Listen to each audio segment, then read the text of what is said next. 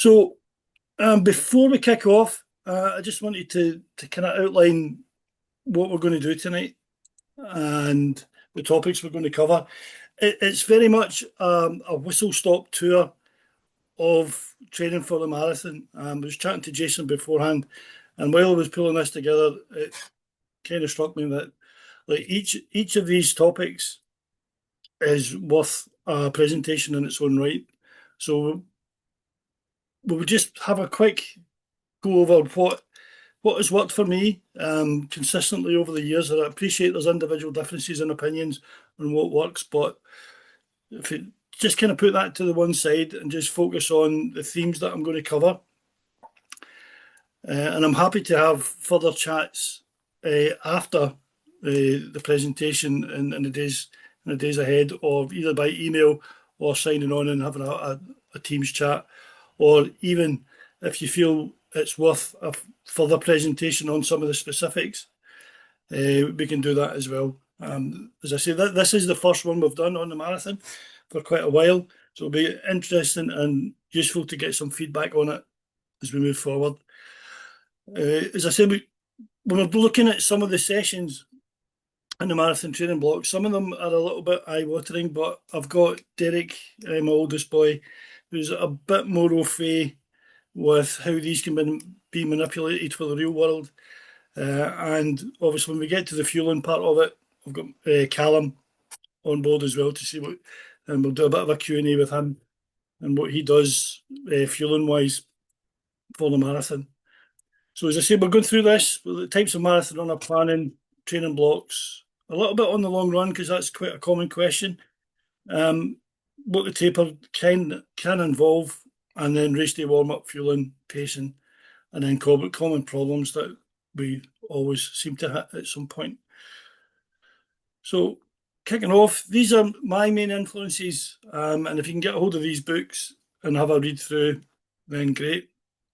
The one on the left, the green one, is a bit of a rarity. That's by Canova, who's influenced me greatly in any marathon training that I do. But you can pick up lots of his stuff online and have a look at some of the sessions he does. There's a bit of a spoiler with this one, because what he actually prints, and then, in terms of training theory and everything else, as to what he actually prints for specific marathon training blocks for athletes. Like, I think he published Emil Cares's, and sometimes they don't quite match up.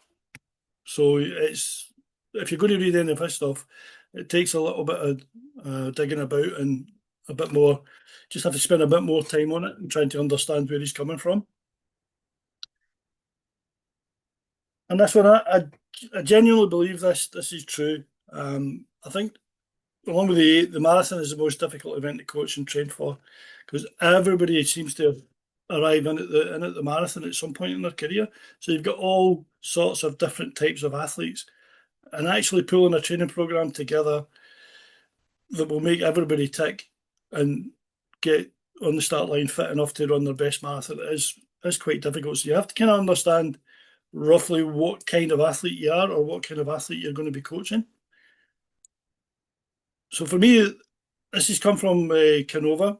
There's kind of two types of marathon runner, and he classifies them as like enduring marathon runners or fast marathon runners. And just pausing this slide for a little bit, let people have a look at it. It's good, the different characteristics there of what, your enduring athletes. They're probably the guys that are coming in from the top end of the distance, maybe your ultra runners coming down that way. And then your fast athletes are the ones that come up the more traditional route, get up through the distances, 3K, 5K, 10K, half, and then up into the marathon. And it's the third box down. It's probably a bit of a key as to what to do with training in terms of extensive. There's, like, for the enduring athlete, prefers constant continuous work, and the workloads are not modulated that much. Your faster type of athlete, you probably need your recovery periods will need to be a little bit longer, and if you're doing like float recoveries, it's just a little bit slower. But we'll go into that a bit more further down the line. But you don't need to go to a lab and find out what kind of athlete you are. You'll know yourself if you just have a look through that list. You'll have a rough idea of where you're sitting on that spectrum. So for me, to get you to the start line or get any of your athletes to the start line, planning it's key to the whole thing. It's such a big undertaking. You can only do two a year, so it makes sense for me that like, you have to almost get it right and plan it out properly to give yourself the best chance of getting there. These are some of the key points for that. The marathon is it's unforgiving that you need to do the work and be fully committed to it, or it will find you out. There's no doubt about that. We've had people going into marathons and not quite ticked all the boxes through circumstances, and it will find you at some point, and you will not perform to the best of your ability on the day. Fueling is key. We'll touch on this a bit later on. It's key for both racing and training. It needs to be factored in and it needs to be practiced as well. So you have to have a bit of a plan for your fueling. Spring marathons, they're not easy to train for when you live in Scotland. When you look at the timelines I'm going to put up in a little minute, you have to you have to think like most of your work's going to be done January, February, March time when the weather is horrendous. So you have to start planning for that. And that kind of leads me, there was a question came in beforehand about the use of treadmills and whether it was cheating or not for training on treadmills. To be honest, if you look at Jakob Ingebrigtsen, he's on the treadmill all the time and he's world record holder, Olympic champion. So you can't really say using a treadmill is cheating. However, you have to remember what you're actually training for, and that's 26.2 miles on tarmac. Treadmills aren't going to prepare you that well for that. They do a little bit of the work for you. However, the plus side for that is when the weather's horrific, then sometimes, yeah, just jump on the treadmill. You're not going to lose anything on it. You can control the pace on it much, much better, particularly if you're doing float recoveries. So they do have their benefits, and I would never ever say that they're cheating. It's just doing 2 and a bit hours a long run on a treadmill can fry your noodle a little bit. So it's to be used sparingly, I think.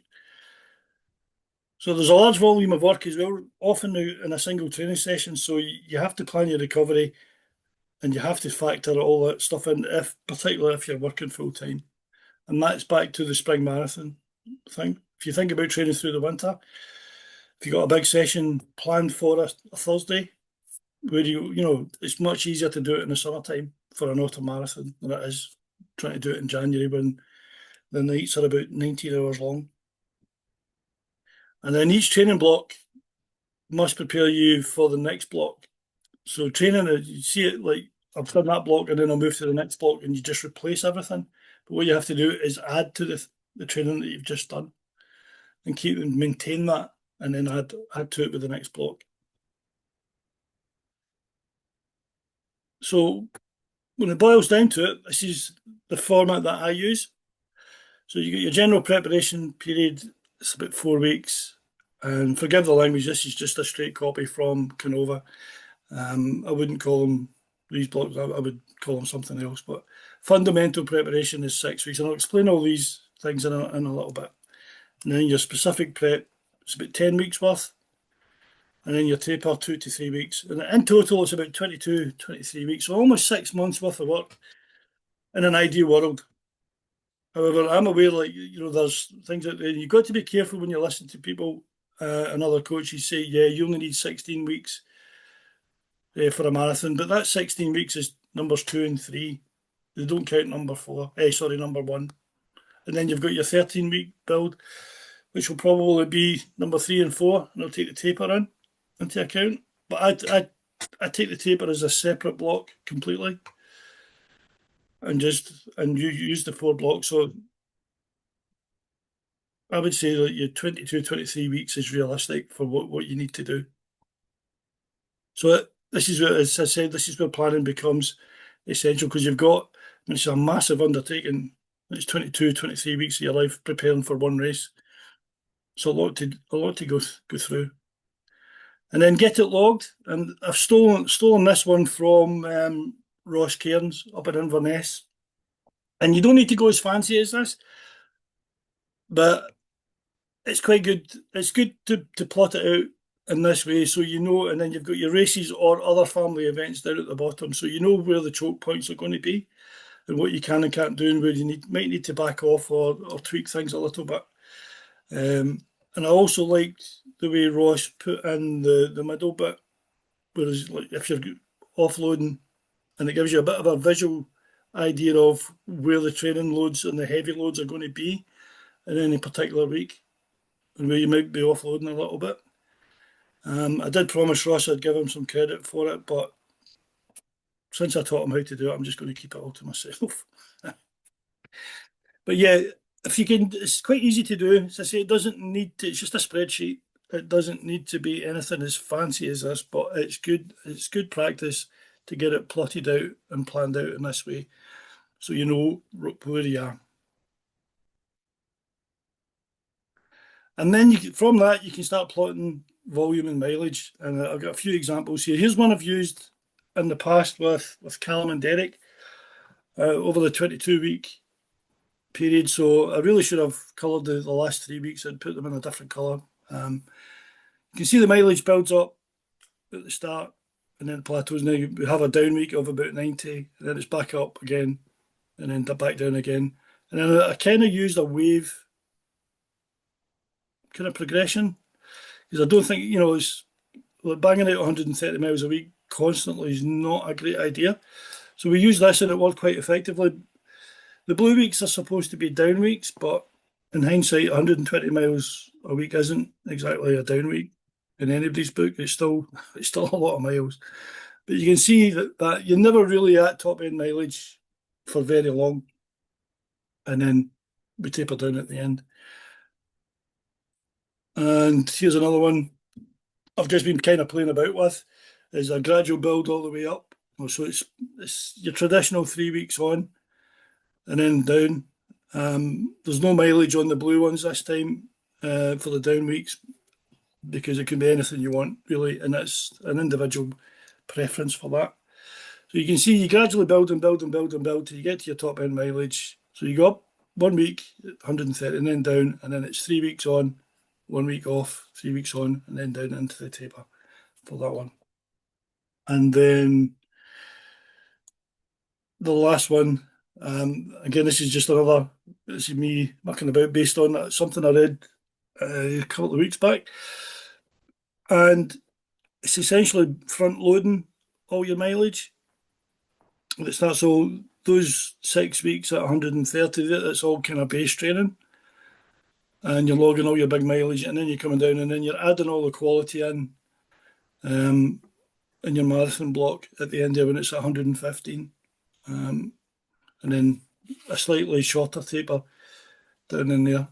But again, there's multiple ways of doing this, and we'll go through the principles behind that as we go through this. But yeah, but whatever approach you decide to do, you've got to remember, there's three key principles here. And you can't run fast if you don't run slow or run easy or even rest. You basically you need to earn the right to train hard. You can't just keep banging it out all the time. So you have to be able to run slow or even rest up. There's a balance between volume, pace, and energy availability, and you have to maintain that as best as possible. But I'm saying as best as possible because there are some times when you see some of the sessions that are coming up that you're going to be extremely fatigued and you will be struggling a little bit. But as long as you make a best effort to kind of balance that out over the piece, you'll be fine. And then there's a little quote from Canova, which I really like to adhere to all the time. And it's about basically specific training. It's the key for running at whatever level. So if you basically, what he's saying is, if you run long and slow combined with short and fast, you don't, you won't train yourself to run long and fast, which is required for the marathon. So you can see a lot of stuff. It's just long, slow runs, short, fast interval sessions, and then you go and do a marathon. And that's not what the marathon's all about. It's 26.2 miles as fast as you can. That's the bottom line on it. So do a quick spin around the training blocks that I've mentioned. So from the general prep one, this is the 4 weeks right at the very start. And there'll be a few sessions. I've based some of the training times on a 2:30 marathon. So just to give you a bit of a flavour. So you're looking at the way Canova does it, he does it in percentages of marathon pace. So you're looking at something with 80 to 105%, which so the top end it's near to your half marathon race pace, really. And these are some of the sessions that I've used in the past that have worked quite well. So I love a progressive run, and there's two types. There's one that starts reasonably slow, and then builds up to your race pace. The 60 to 90 minutes, as I say, like we'll cover that bit later on with Derek, and he'll kind of say like how you can manipulate that a little bit in the real world, because some of this stuff will make your eyes water. The next one down is slightly faster, so you're taking that one up to kind of half marathon pace.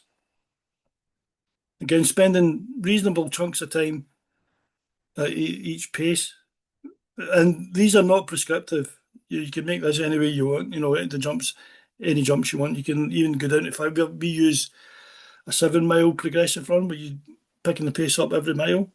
So you can do it any way you want, but the key factor is spend a decent chunk of time at the various paces for the overall period of time that you want to run. The next one, the even paced continuous run. This is a key one for me. You sit at about 90% of marathon pace for about 60 minutes. And this is the one that will kind of bring on that fuel mix from glycogen and fat. It will just make you that little bit more efficient in terms of your internal fuel use. And these two types of runs I've used in a base block, and I've only used at some points it's just been these two type of sessions plus a long run, about 80%, and the guys have come out and run almost PBs for 10K. So they do a cracking job of prepping you for the next block that's coming. So we've also used fartleks as well, just 1 to 3 minute repeats, but marathon pace or up to half marathon pace, and then it's almost like a float recovery. So it's almost like steady run pace or long run pace in between. You can do any variation that you want. Another big favourite of mine, and Callum actually calls this is basically free strength and conditioning. It's just a hilly run. Basically, you can turn that one into a fartlek as well. Just work your way up the hills and steady run off the top. And it's the downhill ones that you probably get all the gains from. It's basically free leg strength. You're working that, and you're just building up that resistance to impact forces. And then keeping the foot speed in there. So we do drills, we do strides, 20-second strides after runs, and 60 to 80 metre hill sprints after runs, just working on technique and just working on foot speed. And you don't really need much more after that. Strength and conditioning, again, I've always had problems fitting this in anywhere in a marathon programme. So we front load it at the front of the build up, and then we gradually take it back out again. But it's basic stuff. It's core, it's hamstrings, it's just general conditioning. Because what I've found is the slower twitch fibre athlete you've got, the harder it is for you to recover from a gym session, and it does impact on running. So you have to be very, very careful with it. The fast guys tend to recover a lot better than the slower guys at that stuff. But again, it's still quite important put in there, because obviously you need to be robust, and the aim of the game is to get you on the start line. And then long runs. So I've kind of done a little bit of a section on the long run, because it's the source. It's the most popular question. Like, how long should your long run be. And it is the bread and butter of any marathon training program. It is the constant right the way through. And unfortunately, there's no scientific evidence that will tell you what the best distance is.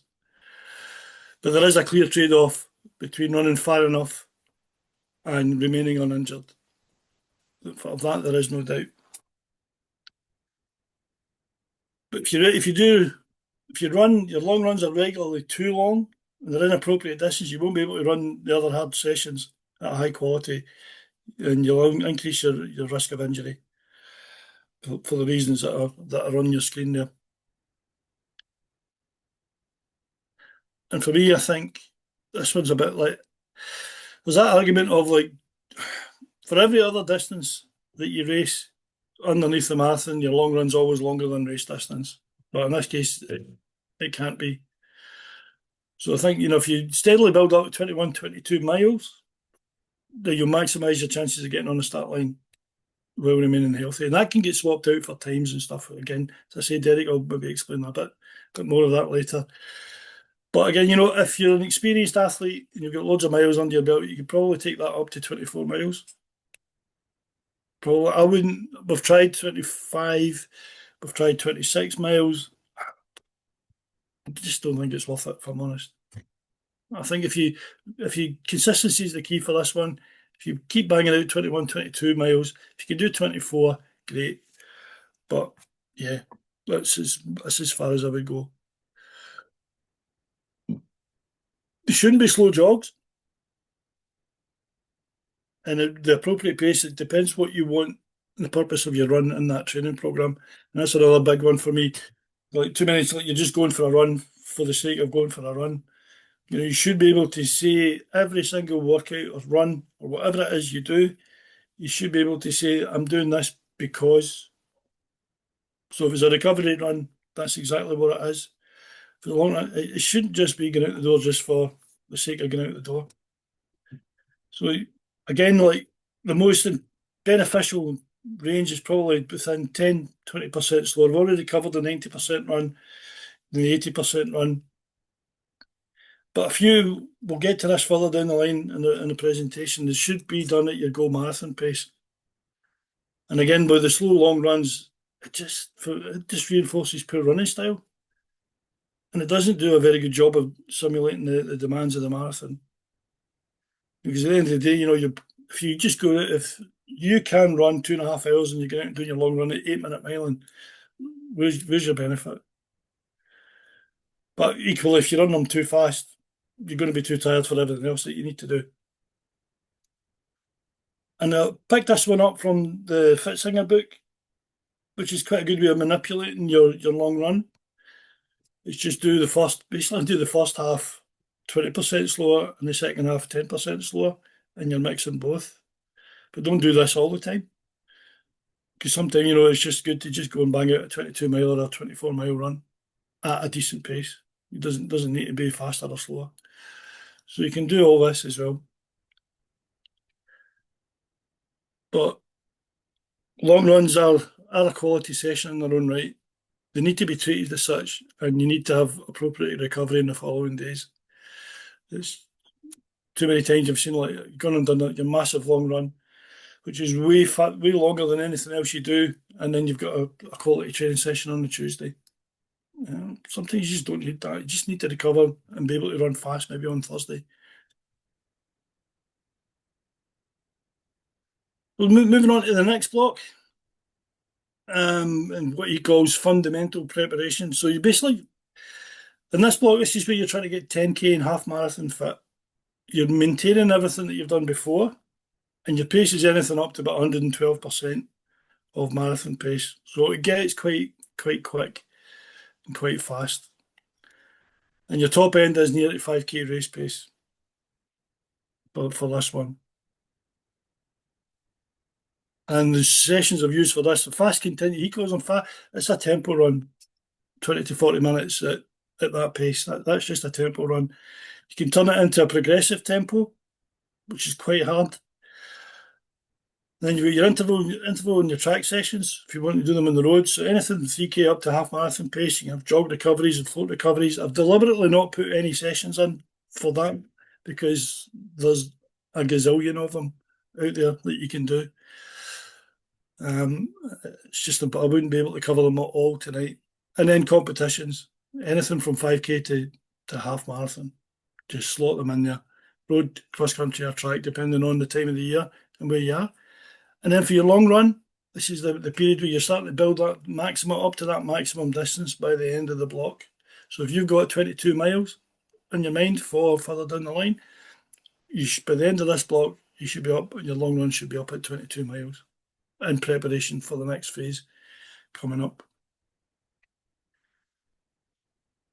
And this is another question that I always get asked, like, so if you think about any other training program, you're doing all the slow work and the heavy work and the heavy lifting at the start, and you're speeding up at the end, but you're actually speeding up in the middle on this one. And people say, well, why are we doing that?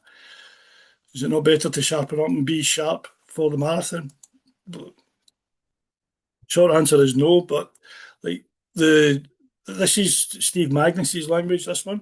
So the direct endurance support is actually a pace that's faster than marathon pace. And I'll explain this in a graphic in a minute. Your half marathon or lactic turn point pace, it's supporting your high end aerobic abilities, and it sets the stage for your increasing your specific marathon speed. If you take the opposite approach, focusing on the marathon pace or slightly slower first, and then focusing on the 10K and half stuff, there's a couple of things happening there. You're going to start increasing the rate of your glycogen use. You're basically going to run hot and use glycogen at a faster rate. You're just training your body to use glycogen at a faster rate than you want to. Your glycogen stores are key when it comes to the marathon, and you need to be able to use them, but you need to be able to use them efficiently and not too fast. Otherwise, you're going to hit the wall, which is basically just running out of fuel. It's not a good idea for the marathon. And there's only a small gap between marathon pace and your turn point. So if you do the marathon pace first, there's less room for improvement. If you do the 10K half marathon work first, then it increases the gap between that turn point. And I'll show you a graphic in a minute. It might explain it a little bit better than me wabbling on. But if you move that on a little bit first, then you allow the gap to improve your marathon pace, if that makes sense. But this might explain it a little bit better, hopefully. So this is an athlete's physiology profile, and the two very crudely coloured in lines in purple, it's the best colour I could get.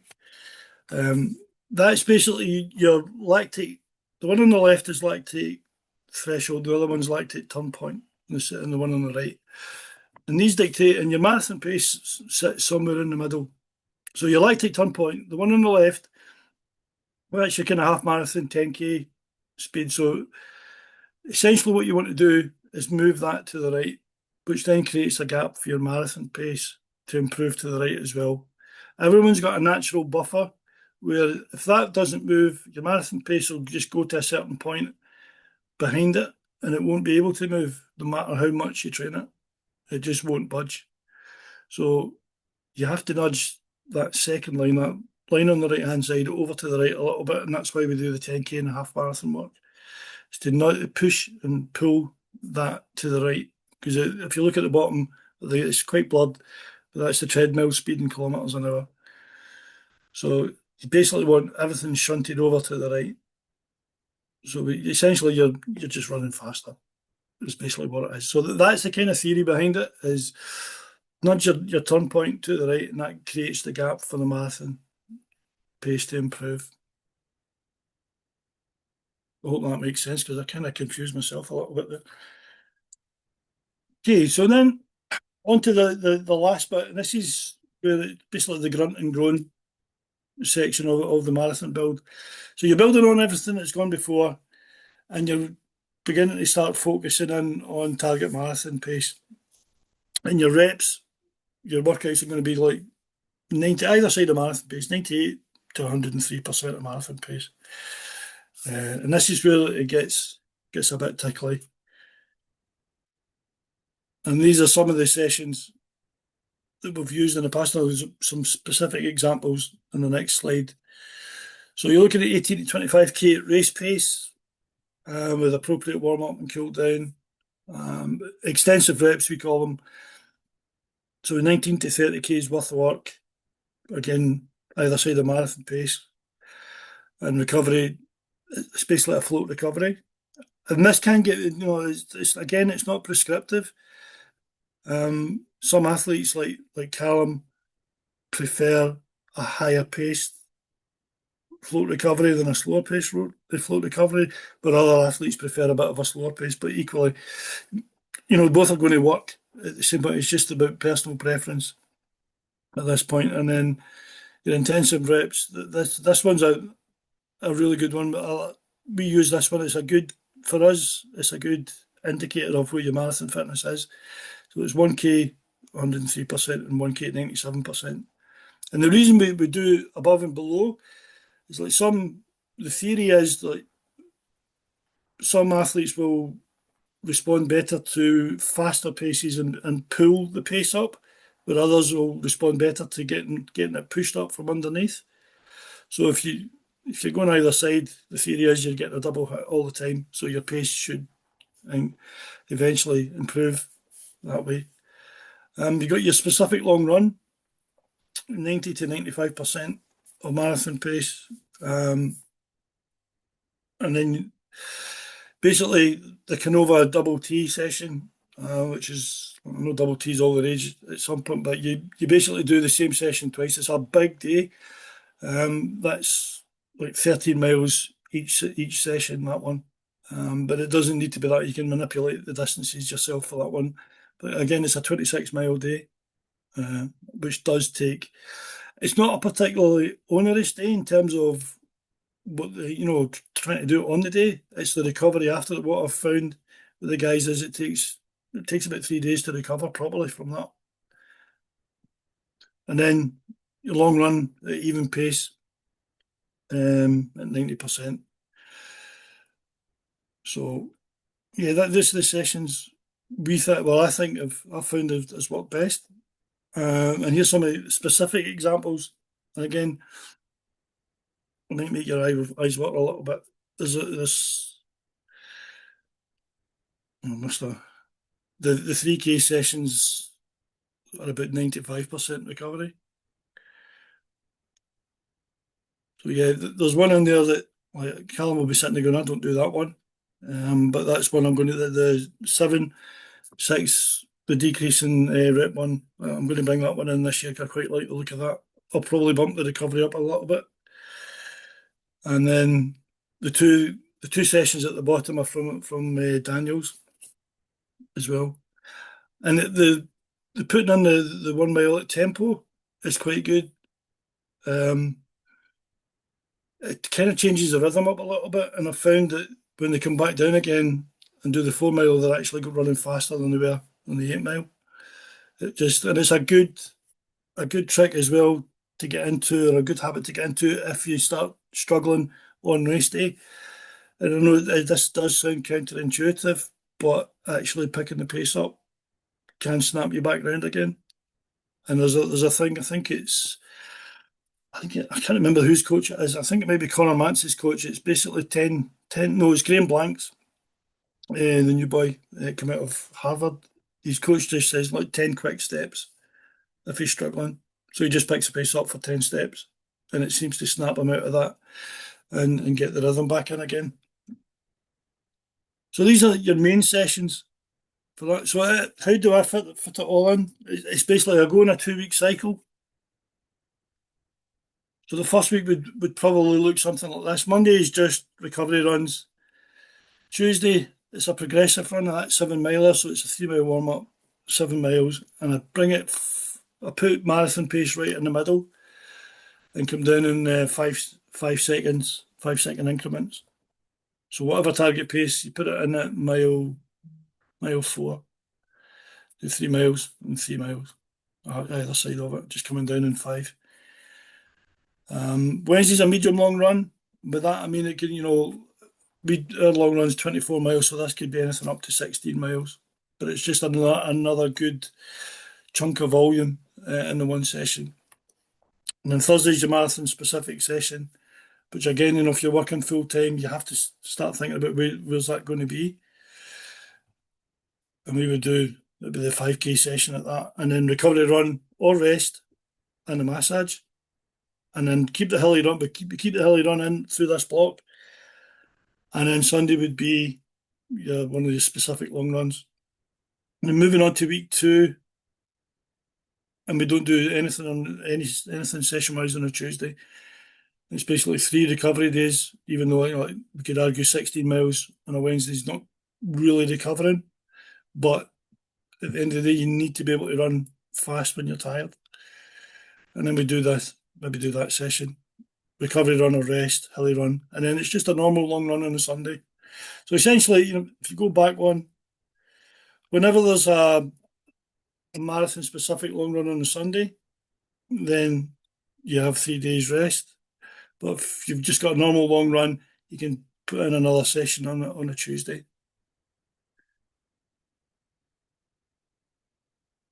And then onto the taper.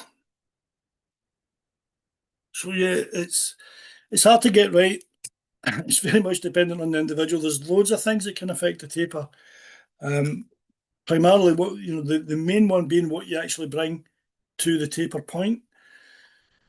So if you've had an uninterrupted training load and everything's gone really well, and you've managed to tick every single box, then you're bringing a lot of fatigue into that taper. So it probably needs a bit of a longer taper. But if you've been a little bit light on sessions, and things have not gone quite as well as you hoped, you probably need a shorter taper, because you need to keep working on fitness as you get nearer the race.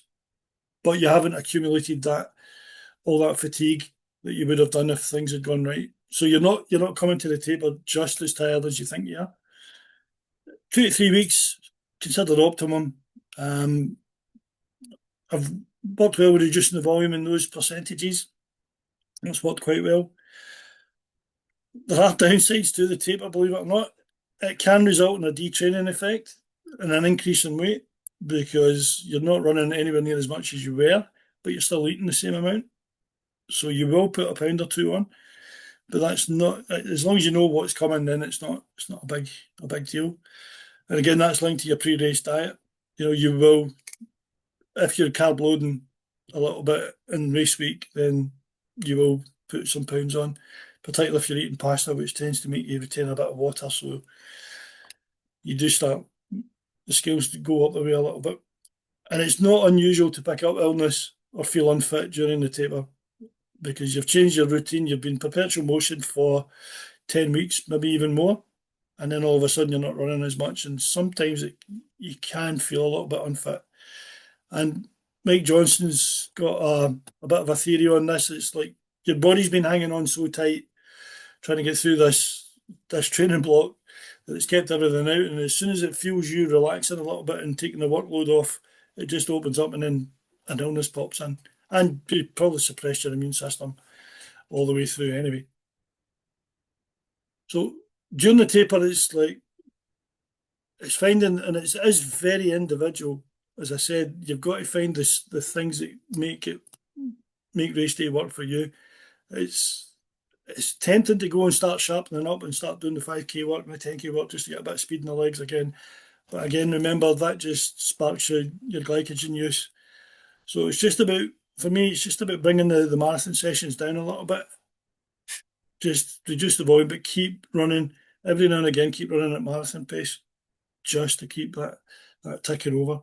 But again, there is no right taper and there is no wrong taper. It's just whatever suits you as an individual. And then on to race day. So warm up. How do you warm up for a marathon? I think it's important. This is on the assumption that you're going to have time and space to do a warm up. And I'm very much aware, like big city marathons, like depending where you are starting, you could be standing in a pen for 25, 30 minutes, maybe even longer than that, just because you have to be there, and so you might not get the chance to warm up. But we're dealing in an ideal world here, and if you get the opportunity to do that, this is what I would do. So the purpose It's to prime the aerobic system to work optimally during the race. The challenge, any warm-up will slightly reduce glycogen stores, so minimal amounts of warm-up required to do the job. Even just like, 20, 30-minute run is going to knock your glycogen stores down a little bit. So you have to bear that in mind when you're doing it. So we've used this one and it's worked quite well. So you basically, but again, when I say it's worked well, it never ever pans out this way. It's like there's always something happens that's not done 100%. But so if you start 5 minutes and then just gradually just do a progressive 5 minute run, bring it up to about 1 minute per mile slower than race pace. Stop, stretch, drills, whatever you need to do for 10 minutes just to make sure you're all right. And then back on 5 minutes and then pick up until you get to race pace for the last 30 seconds. You finish your warm up about 10 minutes before and then grab a gel, top up your glycogen stores again. And that seems to work out well. Basically, all you're doing here is firing the engine without going overboard with it. I say it's worked reasonably well so far. And then fueling, and this is where I'll bring Callum in on this one. It's probably the topic where it's changed the most since I started coaching marathons. When I started, it was all you need to do your run, you need to do your depleted runs, and you need to do this and you need to do that. And the whole thing has just turned on its head. So I'll bring Callum in on this one, and just like on actual, so we'll start off, Callum, with the race itself.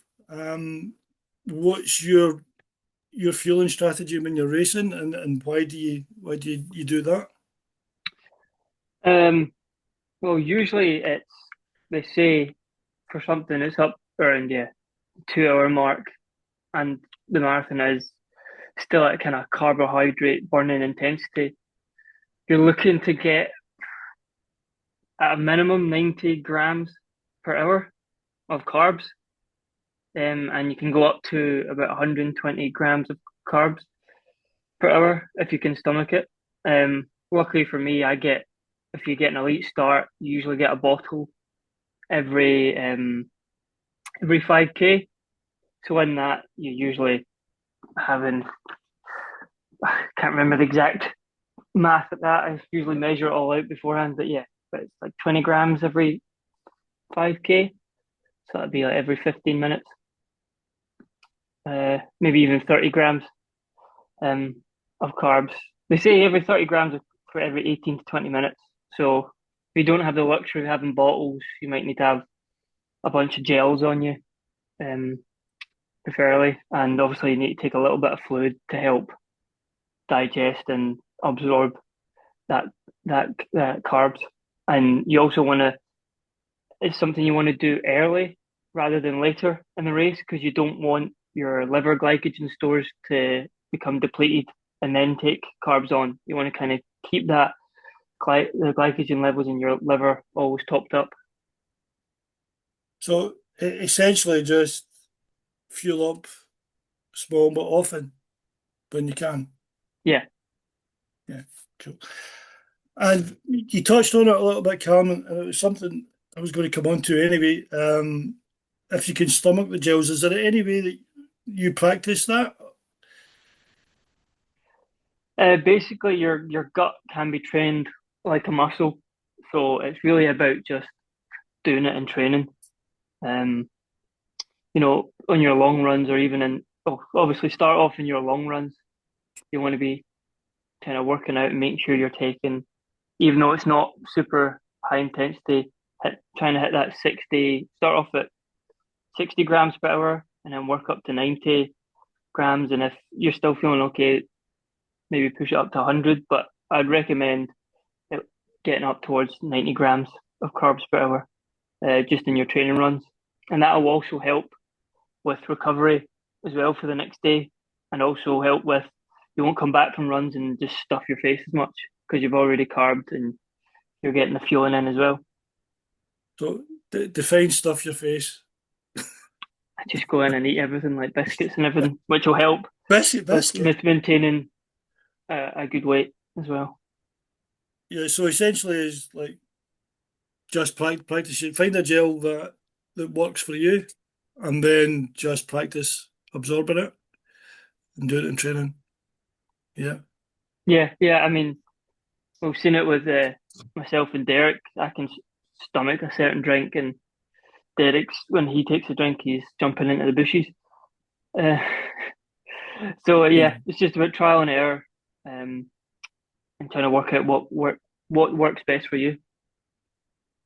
Okay, Callum, Oh, thanks for that. and sorry, you also want um a gel that's a mix of fructose, glucose and fructose. I think it's either 2-to-1 for glucose fructose or a 1 to 0.8 glucose to fructose.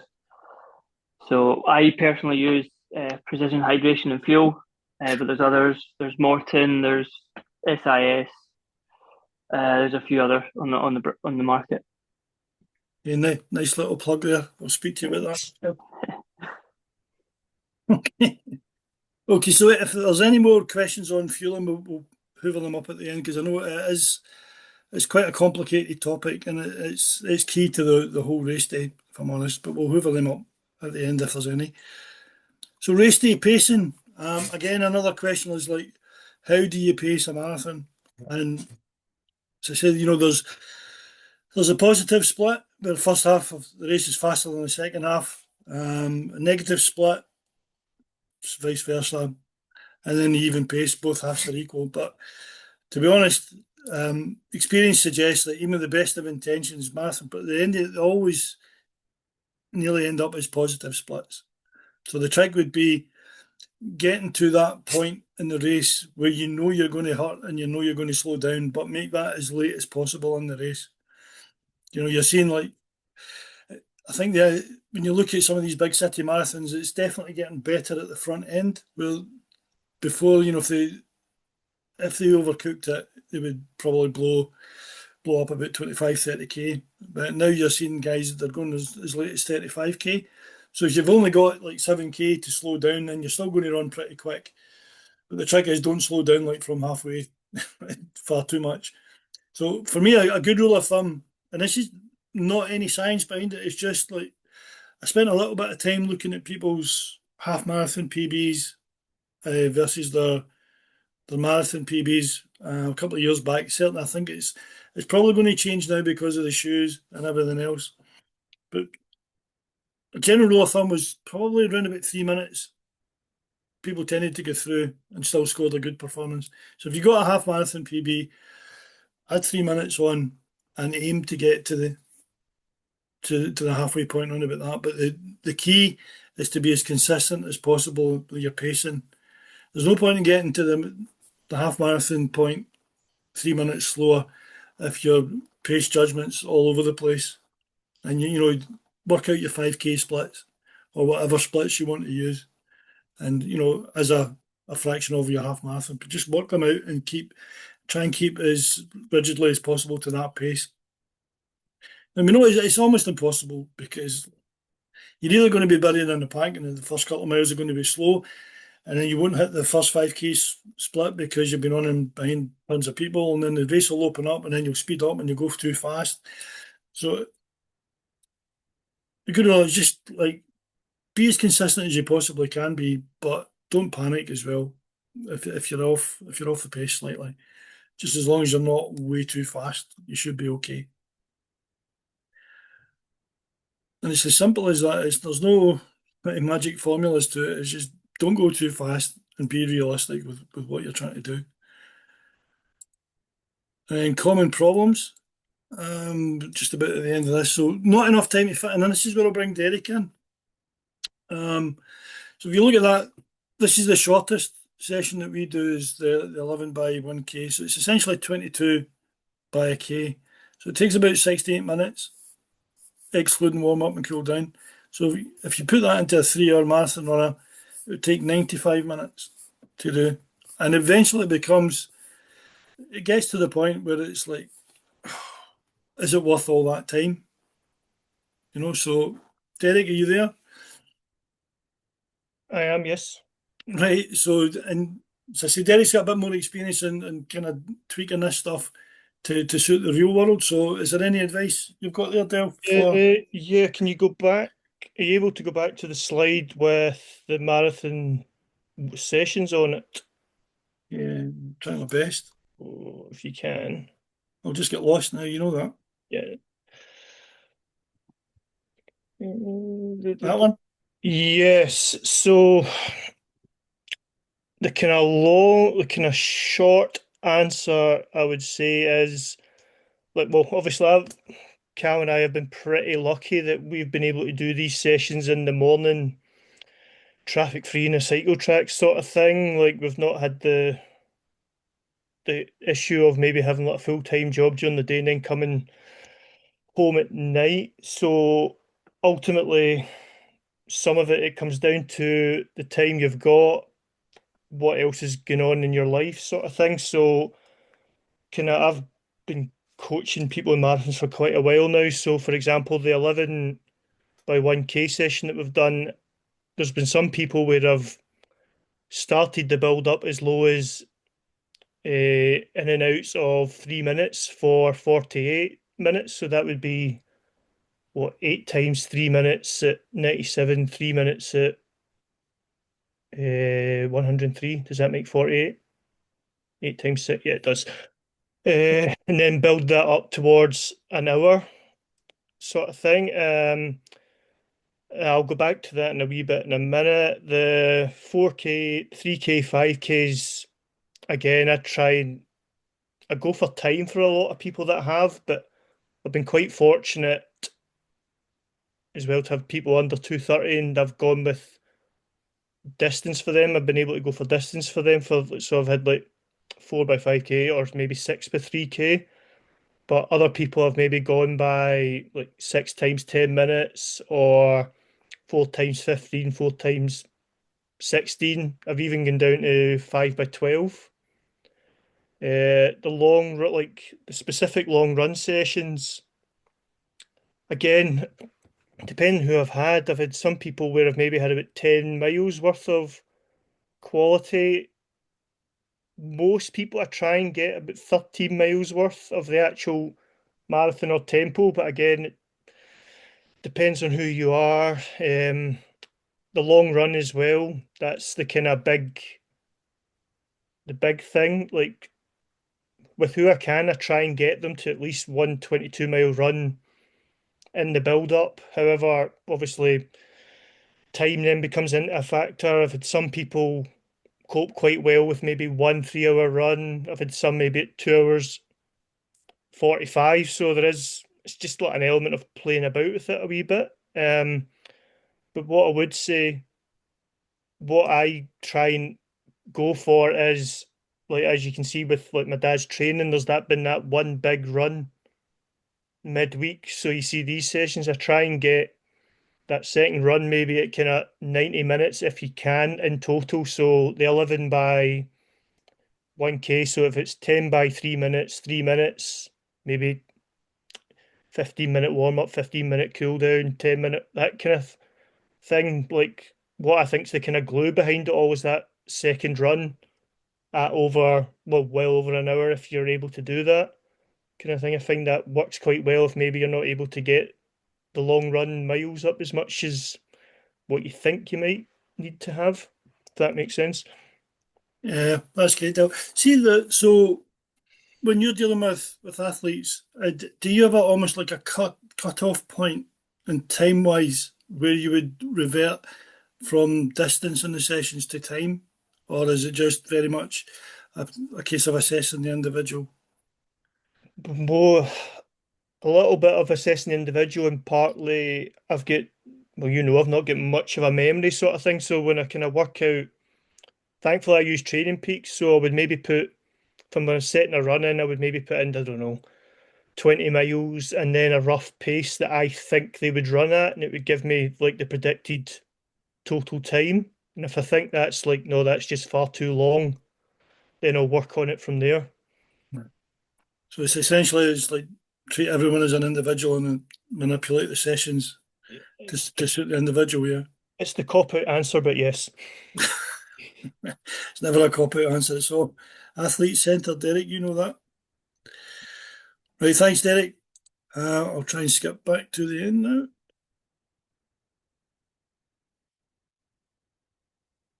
Okay, yeah. The other one, maybe Derek's possibly answered that one in the long run. So, how long should it be, particularly if your race time is 3 hours plus?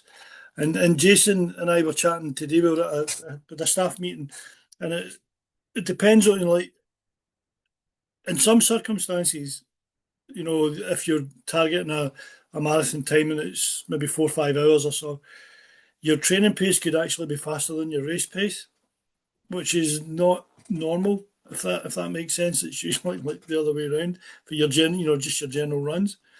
So you have to have a think about that. Like, is 3 hours plus on time on your feet every single Sunday a good thing?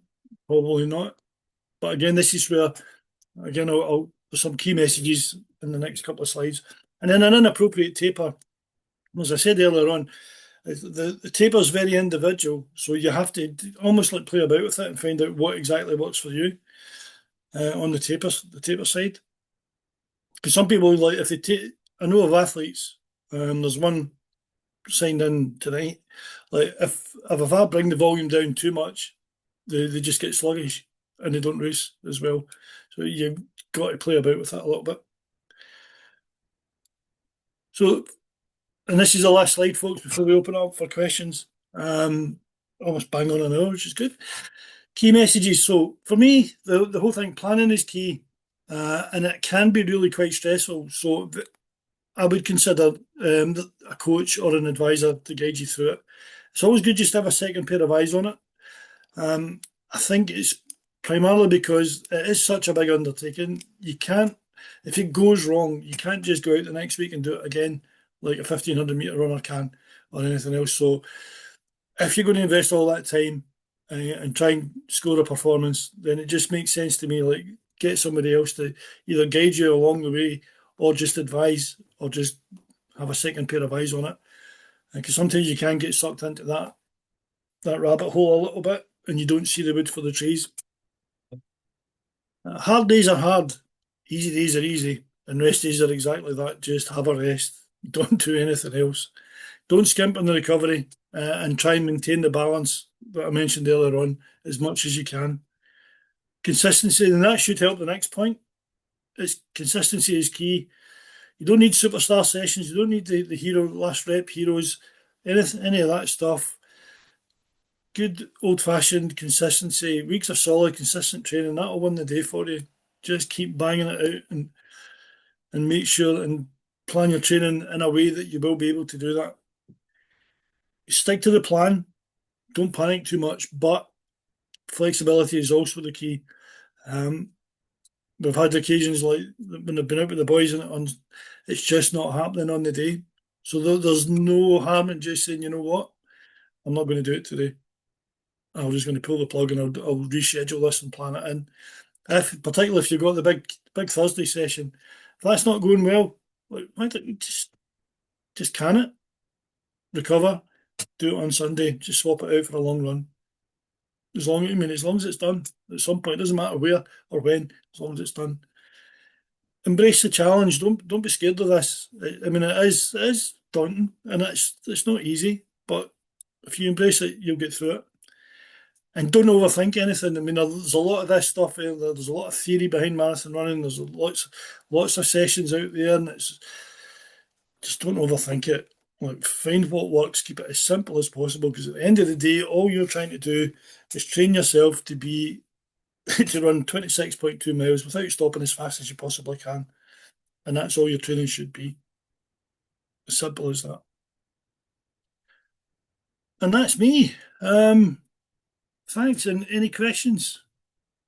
I'm happy to answer anything or follow up later on or whatever we need to do. Jason, are we there?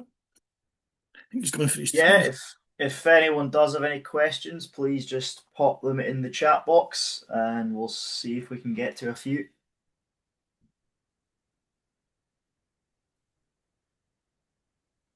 Always wary if I haven't got any questions. I've either done a really good job or I've just bored everybody to tears.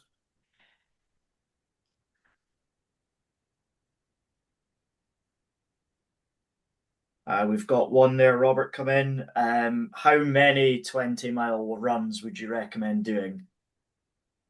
Oh, as many as possible. Like the way the marathon block would work, if you've built up to 20-mile runs, you've got 10 weeks.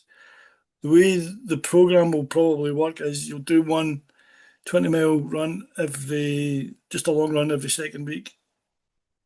But if you put your marathon specific run in the other weeks, then you're probably going to do 10, if I'm honest. There'll be one every week. One will be faster than the other, that's for sure. But once you factor races in, and then you have a slightly easier week or run the week before the race, then it gradually reduces. Ideally, I wouldn't have anybody race in the marathon build up and just build straight through the marathon. But I know what athletes are like. They like to get out there and they like to challenge themselves.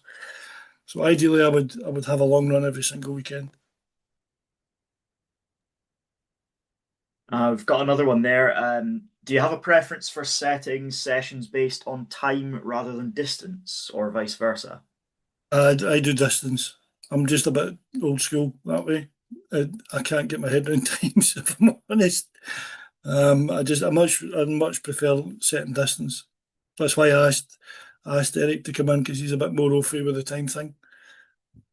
But to be honest, either works.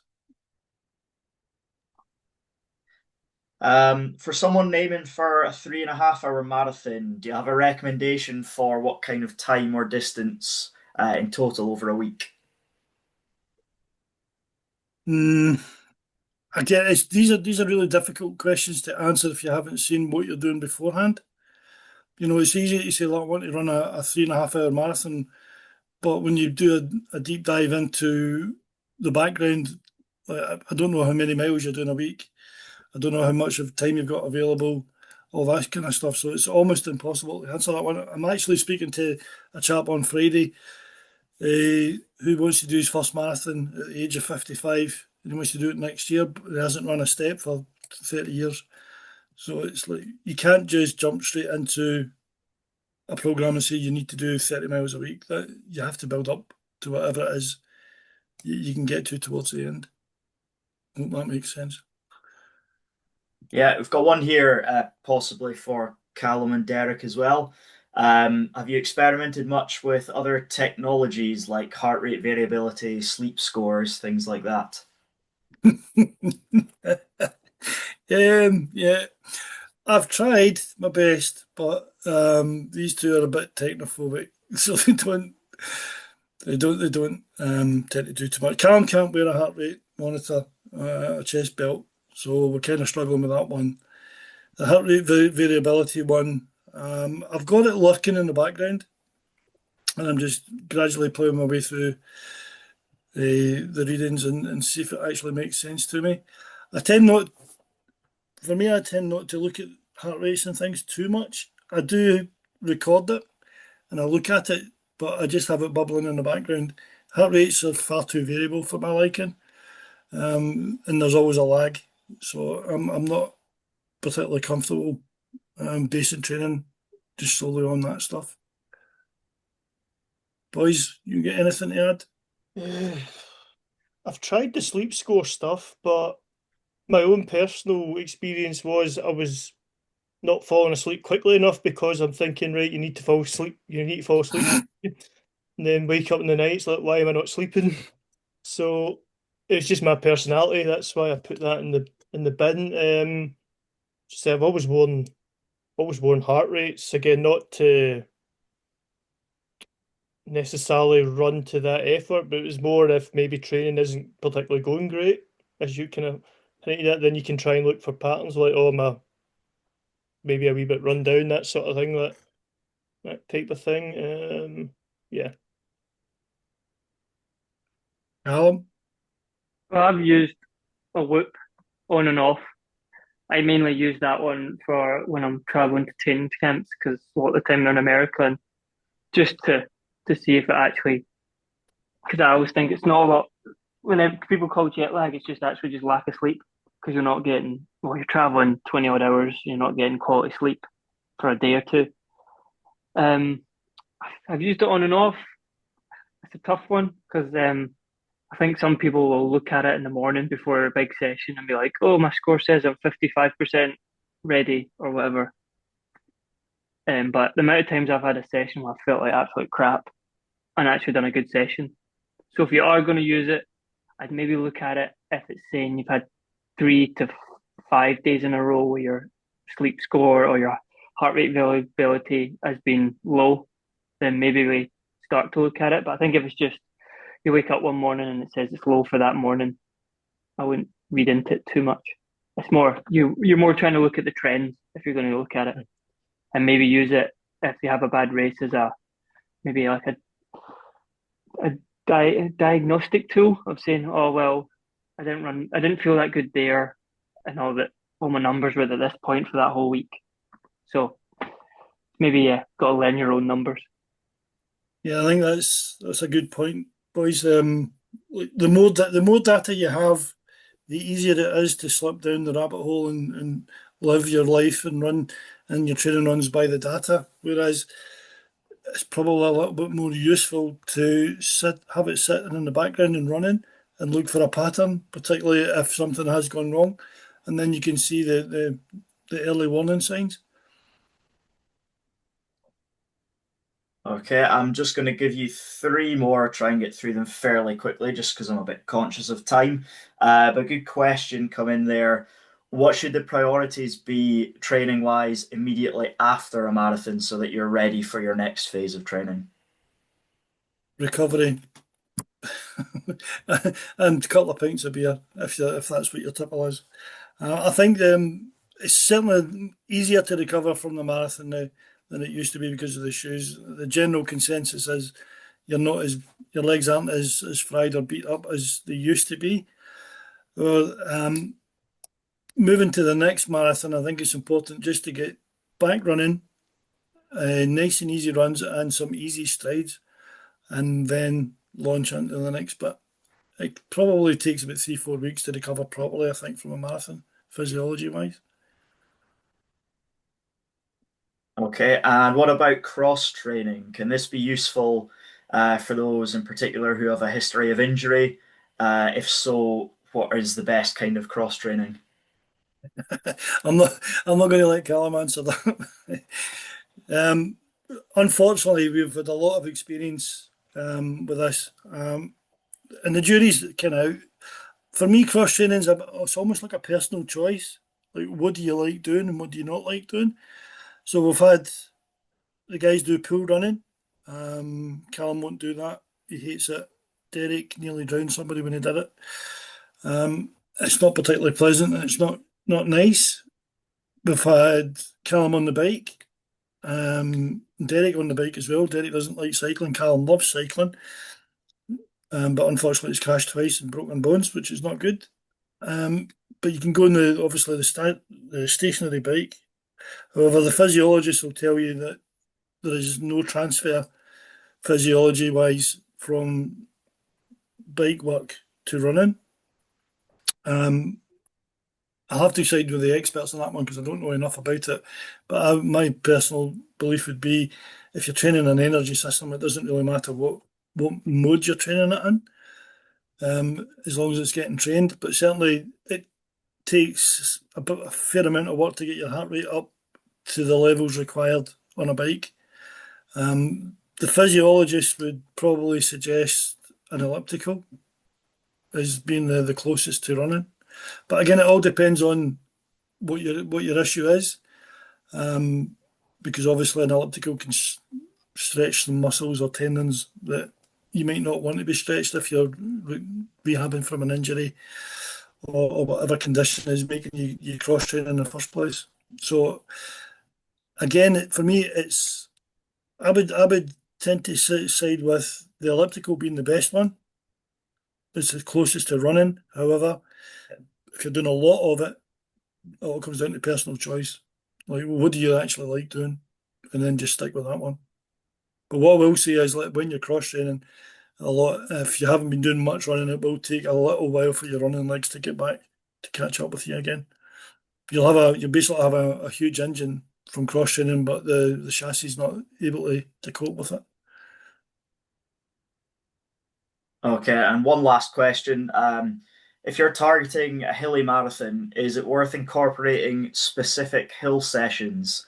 Where should these go into the week? And sort of tied into that, is it better to base these on effort rather than paces? In terms of hill sessions, I would always side with hilly runs over what the traditional hill session would be. Because essentially, if it's a hilly marathon, then you're going downhill as well as uphill. And if you're just doing a traditional hill session where it's just efforts uphill, then you're not actually training your body to come down it as well. So my personal preference, I mean, I do get the benefits from hill sessions, but my personal preference would always be a hilly run over a traditional hill session, and then that way you can just do it probably as a long run or as a fat leg, as I suggested earlier on, and it would always be down to effort rather than pace. You can't control the pace on a hill. It'd be easy for me to say do 3k pace up that hill, and like gravity would tell you otherwise. So it's all about effort. If it feels like 3k effort, then that's close enough for me. Great, thanks very much. I'm aware there was another question to come in there, but are you all right, Robert? If anyone has any questions, to just send those to you by email. Yeah, absolutely. Just bang them on an email and I'll get to them. Equally, I would love some feedback on this, guys, because it's the first one we've done. I want to know if it hit the spot or if it didn't hit the spot, and don't spare my blushes with anything. And if you feel the need that, look, actually you could explore some of this stuff in a bit more detail, then we can put another one on at any point for anyone. Brilliant. In that case, we'll wrap it up there. Thanks very much, Robert. Thanks, Callum, and thanks, Derek, for your input as well. And yeah, I hope you've all taken something of use from that. And thank you very much for signing in. Thanks, folks.